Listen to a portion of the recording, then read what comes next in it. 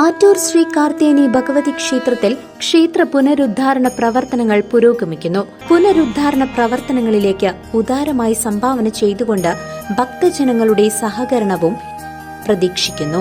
Chelakkara saint George Yakobaya സുറിയാനി പുത്തൻപള്ളിയുടെ കീഴിലുള്ള വെങ്ങാനല്ലൂർ കുരിശുപള്ളിയുടെ പെരുന്നാൾ ആഘോഷിച്ചു.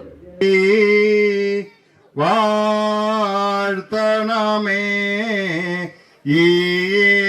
ഈടവകയേ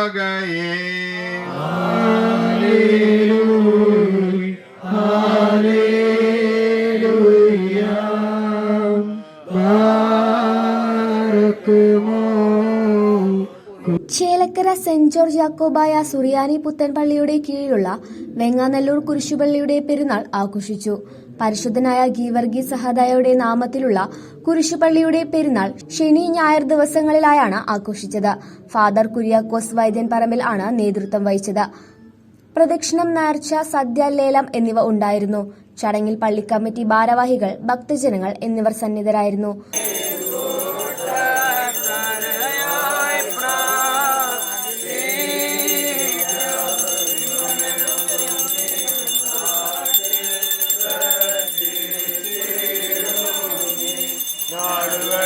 ന്യൂസ് ഡെസ്ക് CCV.